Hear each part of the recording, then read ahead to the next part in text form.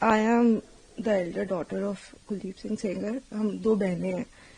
मैं बस इतना ही कहना चाहती हूँ कि अगर एक भी प्रूफ है कि मेरे पिता ने उनकी तरफ जो ये एलेज कर रही है आंख उठा के भी देखा है, तो आप मेरे पिता को फांसी चढ़ा दीजिए। लेकिन प्लीज एक बार मेरे केस के जो सारे फैक्ट्स है वो तो लोगों के सामने आने दीजिए।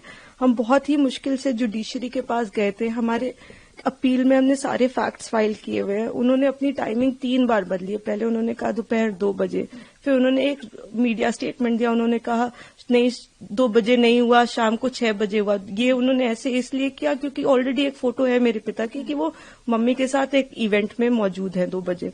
फिर फाइनली उन्होंने जब एफआईआर लॉन्च की उसमें समय बदल दिया, 8 से 8:30 कर दिया। रिकॉर्ड पे है कि जो मेरे फादर की लोकेशन है, वो जो अलेज कर रही है जो जगह, उससे 17 किलोमीटर दूर मेरे फादर की लोकेशन है।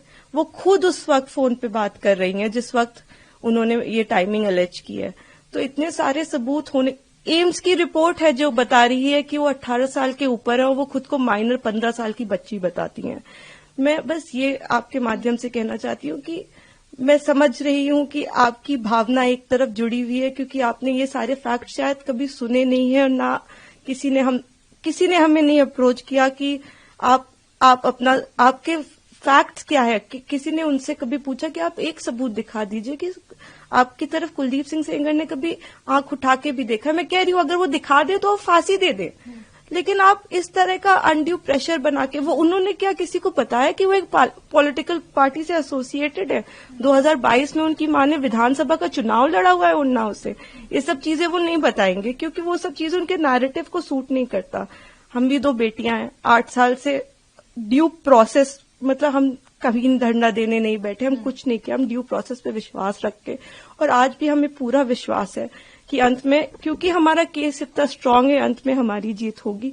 लेकिन 8 साल हो गए। मैं आपसे हाथ जोड़ के विनती करती हूँ कि प्लीज एक बार मेरिट्स पे हमारा केस सुन लिया जाए। हम कोई दरिंदे नहीं है, हम भी नॉर्मल परिवार हैं, और वो हमें कुछ भी पावरफुल बोल ले या कुछ भी कह ले, असल बात तो यही है ना कि 8 साल से इतने सबूत होने के बावजूद वो जेल में बंद है क्योंकि एक बार आपने ऐसा झूठा इल्जाम उन पे लगा दिया। इस केस में इन्होंने स्टेटमेंट्स तो अपने बहुत सारे बदले ही हैं, जो कि आप अगर मुझसे कहेंगे तो मैं आपको डिटेल में प्रोवाइड कर दूंगी। इन्होंने समय 3 बार बदला है। पहले इन्होंने कहा कि दोपहर को 2 बजे कुलदीप सिंह सेंगर ने मेरे साथ रेप किया। उसके बाद इन्होंने कहा नहीं दोपहर के 2 नहीं बज रहे थे, शाम के 6 बज रहे थे। फिर इन्होंने चेंज किया, कहा नहीं ये नहीं हो रहा था, शाम के 8:30 बज रहे थे। जब सीबीआई ने मेरे फादर की लोकेशन निकाली तो उनकी लोकेशन 17 किलोमीटर दूर उनके उन्नाव ऑफिस की पाई गई। सीबीआई ने दूसरे केस में जानबूझ के हमें चार्जशीट किया, और उसके बाद जब दूसरे केस में चार्जशीट लगाई तो हमें पता लगा कि हमने जब वो सीडीआर देखे तो हमें पता लगा कि ये तो उस वक्त पे फोन पे बात कर रही थी। तो सीबीआई ने भी जानबूझ के, आई डोंट नो किस प्रेशर में आके, सारे इंस्टीट्यूशंस, लेकिन सीबीआई ने प्रेशर में आके हम पे इनके कहने पे चार्जशीट लगाई। मैं देखिए किसी पे इल्जाम नहीं लगा रही, मैं बस ये कह रही हूं कि अभी भी ये सारे तथ्य हमारी अपील में मौजूद है। हमारे पास इनका एक रिकॉर्ड है। एक बार हमारी बात प्लीज सुन ली जाए, क्योंकि हम भी बेटियां हैं, 8 साल से इधर उधर भटक रहे हैं। उनके साथ देने के लिए तो बहुत लोग हैं। हम अकेले ही कोर्ट जाते हैं। अगर वो हमें गाली देते हुए भी हमारे बगल से निकल जाती हैं तो उनके पास सिक्योरिटी है, हमारे पास मैडम सिक्योरिटी नहीं है। वो गाली भी देती है तो भी सब कहते हैं कि तुम्हें अपने पापा को निकालना है ना बेटा, तो सीधे देखती रहो, गाली खाती रहो, लेकिन तुम्हें जवाब नहीं देना है। हमने आज तक किसी को जवाब नहीं दिया, यही सोचते हुए, क्योंकि हम प्रोसेस में कि हम हर चीज सही ढंग से करेंगे। हम किसी ऐसे वैसे लोगों के पास नहीं जाएंगे, तो कहीं ना कहीं इतने सबूत है इसमें कि हमें जीत मिलेगी। तो हम उसी का इंतजार कर रहे हैं। हमारी बस हाथ जोड़ के यही कि हम बिल्कुल विश्वास करते हैं, हम सारी संस्थाओं पे विश्वास करते हैं, लेकिन मैं बस इतना प्रे करना चाहती हूँ कि किसी के प्रेशर में आके कोई काम ना हो। आप सबूत देख के काम करिए। अगर सबूतों में हमारे जरा सा भी आपको गड़बड़ लगे तब आप ये काम करिए, लेकिन नहीं है। उनसे कहीं ना वो एक चीज सबूत दिखाए। वो बोलते हैं कि ट्रक वाला जो एक्सीडेंट बताते, कितनी मिस इन्फॉर्मेशन है कि 11 बार कि हो सकता है। IIT दिल्ली, सीबीआई, NHRC, सारी की एक्सपर्ट टीम बनाई गई थी। इसमें सबने पाया कि वो नेचुरल एक्सीडेंट था। मेरे फादर उस केस से डिस्चार्ज हो चुके हैं, लेकिन आप देखिए आपको कोई मीडिया चैनल नहीं बताएगा कि मेरे पिता उस केस से डिस्चार्ज हो गए थे, जिसमें वो कह रही हैं कि लोगों को मरवाया। आज भी आपने यही नैरेटिव बना रखा है कि लोगों को मरवाया। मतलब इतना झूठ, इतना मिस इन्फॉर्मेशन है वहां पे कि मैं बस रिक्वेस्ट करना चाहूंगी, प्लीज किसी तरह का मिस इन्फॉर्मेशन मत फैलाएं। आपके जैसे भी सवाल हो आप मुझसे पूछ लें। आप फादर की डेथ की बात करते हैं, मेरे पिता उस वक्त टाउन में ही नहीं थे, he was not even present in Unnao. ये भी एलिगेशंस लगाए गए हैं। जी, मैं इसीलिए मैं ट्विटर पे रोज मुझे रेपिस्ट की बेटी और जाने क्या क्या कहा जा रहा है, तो मैं जानती हूं अगर हम अपने फैक्ट्स भी ट्वीट करते या हम फैक्ट्स भी बताने की कोशिश करते तो हमें बहुत अलग अलग नामों से बुलाया जाता है। हम जवाब भी नहीं दे सकते क्योंकि सारी हमें पता है कि सारी संवेदनाएं वो सब एक तरफ जुड़ी हुई है। हम तो बेटियां है ही नहीं, लेकिन ठीक है हम सब झेल रहे हैं। लेकिन जो आप वही मैं कह रही हूँ ना कि तथ्यों पे कोई बात करे। आप कह रहे विटनेस, किस विटनेस को मरवा दिया? अगर एक रिपोर्ट है कि वो नेचुरल एक्सीडेंट था तो हमने कैसे वो कराया? आप बताइए ना। आईआईटी दिल्ली तो झूठ नहीं बोले, एक्सपर्ट टीम्स बनाई गई, इतना प्रेशर बनाया गया। मेरे घर में रोज रेड मारते थे, रोज मेरी माँ को परेशान करते थे, मुझको परेशान करते थे, क्योंकि उस वक्त भी इसी तरह मीडिया में प्रेशर बनाया गया था। तो मैं बस इतना ही मैं सच में it's my humble request to all of you, आप पहले केस जान लीजिए, आपके जो भी सवाल हो आप कर लीजिए।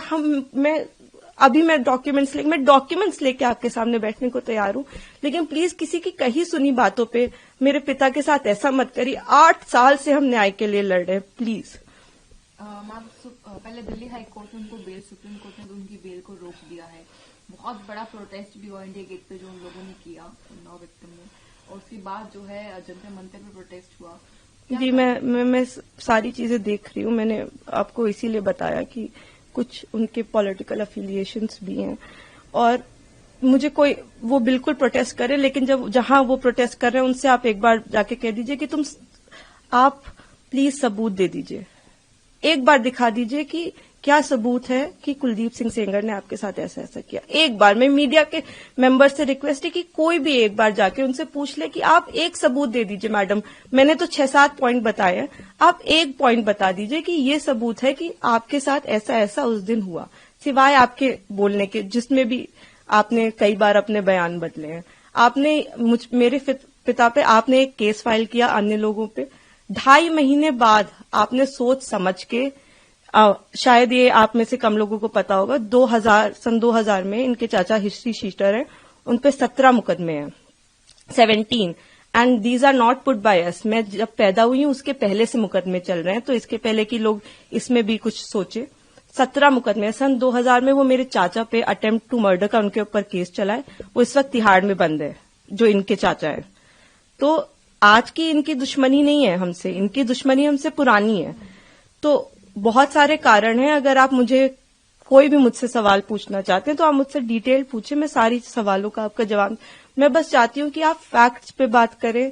आप एक बार, मैं भावनाएं समझती हूँ सबकी, किसी को भी, मैं खुद एक बेटी हूँ, मुझे ये कहानी किसी बच्ची की सुनाई जाती तो मैं भी शायद ट्विटर पे गालियां ही लिख रही होती, लेकिन उस कहानी में कितना सच है ये जान लीजिए कि दूसरी तरफ भी हैं बेटियां, दूसरी तरफ भी लोग हैं। जिस इंसान को आप इतना बुरा समझ रहे हैं वो नहीं है, वो 2 बच्चियों के, और मैं इसलिए नहीं कह रही कि आप आर्ग्यूमेंट्स वो लेके आए, लेकिन वो भी इंसान, क्या उन्होंने देखा भी आंख से? आप एक प्रूफ दे दीजिए और आप मेरे पिता को फांसी पे चढ़ा दीजिए। मैं कह रही हूं, अगर एक भी सबूत है कि मेरे पिता ने उस लड़की की तरफ आंख उठा के भी देखा है तो आप मेरे फादर को फांसी दें।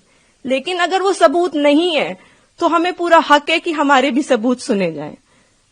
प्लीज हमें वो मौका दीजिए। तो मैम, आपने फैक्ट्स का जिक्र किया है, तो जब इनको बेल दी तो क्या इन्हीं फैक्ट्स के बेसिस पे बेल मिल रही है, कहना सही होगा? बिल्कुल। आपने शायद डिटेल्ड ऑर्डर देखा होगा, उसमें आप मेरे जो सीनियर एडवोकेट रहे, उन्होंने, मिस्टर एन हरिहरन जी, उन्होंने सारे पॉइंट्स पे आर्ग्यू किया था। उन्होंने आर्ग्यू किया था कि ये माइनर नहीं थी, एम्स की रिपोर्ट है। उन्होंने आर्ग्यू किया था कि 3 अलग अलग इन्होंने टाइम बताए। उन्होंने आर्ग्यू किया था कि हमारे पिता की सीडीआर लोकेशन 17 किलोमीटर दूर की। उन्होंने आर्ग्यूमेंट किया था कि ये फोन पे है। आप, ऐसा नहीं है कि कोर्ट के सामने हम जाके कह दिया हम पब्लिक सर्वेंट नहीं है और कोर्ट ने कहा कि आप रिहा हो जाइए। हमने सारा पूरी चीज कोर्ट के सामने प्रस्तुत की और हर चीज लीगली हुई है। मैं कह रही हूँ कि जो लोग ऑर्डर का ऑपरेटिव, आप पूरा ऑर्डर पढ़िए ना कि क्या हमारी तरफ से सिर्फ एक ही आर्ग्यूमेंट किया गया है। हमने पूरी चीज, हमने 5 पॉइंट अपने कोर्ट के सामने रखे हैं। तो अभी आखिरी सवाल है मैम मेरा आपसे, अभी सुप्रीम कोर्ट ने ब्रीफ को आप कैसे देखते हैं?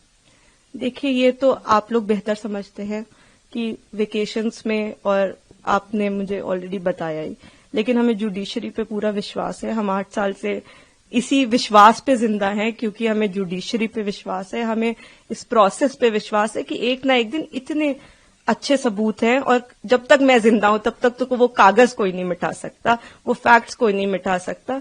तो उन फैक्ट्स के होप में कि ये एक दिन सबके सामने आएंगे, मैं जिंदा हूं। और मैं यही कहना चाहती हूं कि प्लीज किसी भी इंस्टीट्यूशन पे आप अपनी भावनाओं पे आके मत प्रेशर बनाएं। आप एक बार फैक्ट समझ लें, आप समझ लें कि आप क्या सपोर्ट कर रहे हैं, किस चीज का सपोर्ट कर रहे हैं। आपने सिर्फ एक साइड सुनी है अभी, और दूसरी तरफ को जानने की कोशिश भी नहीं की, तो थोड़ी कोशिश करके, बाकी हमें पूरी उम्मीद है कि हम आगे इसमें जीतेंगे। ये हम उम्मीद पे ही 8 साल से जी रहे हैं, लेकिन होपफुली कि हमारे फैक्ट्स इस बार इग्नोर नहीं किए जाएंगे। हमें पूरी उम्मीद है कि हम सुप्रीम कोर्ट से जीतेंगे।